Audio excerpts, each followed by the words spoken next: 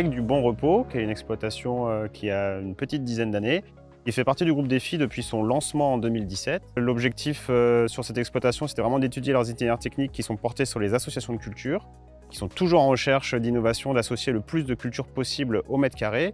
Donc le contexte ici le permet particulièrement puisque nous sommes sur un sol sableux, très réactif. Il n'y a pas de problème d'accès à l'eau et ils ont une fertilisation qui assure ces itinéraires techniques qui répondent aux enjeux de défi qui sont de réduire les produits phytosanitaires en France et particulièrement dans le groupe technique où nous, notre objectif, c'est d'arriver à zéro complet IFT sur l'ensemble de nos cultures.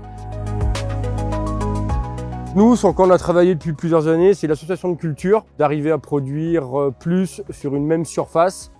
Tout ça en ayant une gestion optimale de l'herbe et réduire en même temps le désherbage et le temps de travail. Dans une autre serre, nous faisons le concombre en culture principale que nous mettons tous les 30 cm.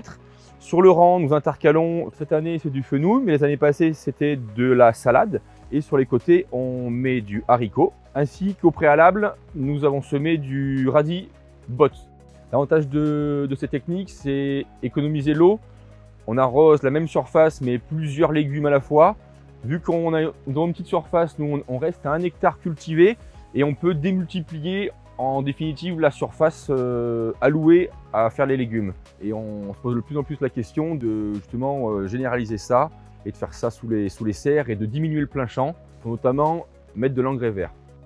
Ce qu'on aime sur les associations de culture, c'est le fait de pouvoir faire un peu de recherche en maraîchage, de modifier le jardin régulièrement et de faire des essais afin d'arriver à avoir une production mieux gérée et plus optimale. Lionel et Guilhem travaillent très bien ensemble. Ils sont vraiment complémentaires sur leur façon de travailler. Et les associations de culture leur correspondent assez bien, puisque ça permet d'être rigoureux, de travailler quotidiennement sur toutes les cultures, d'avoir une surveillance et une vision d'ensemble sur leur exploitation.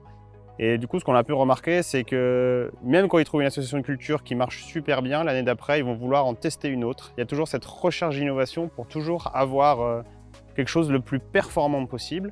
Et Défi, ça permet de suivre, de mettre sur papier des impressions de maraîchers. Et ça, c'est vraiment ce qui est très intéressant. Comme le groupe travaille depuis 2017 sur 11 fermes et maintenant 12, l'objectif, c'était d'avoir vraiment des livrables par exploitation sur toutes les spécificités qui étaient transférables. Plusieurs fiches ont été menées, aussi bien des fiches pratiques remarquables que des articles de presse et des vidéos que vous pouvez retrouver entièrement sur le site Ecophytopic, sur la page du groupe qui est le groupe Défi Légumes Bio Auvergne.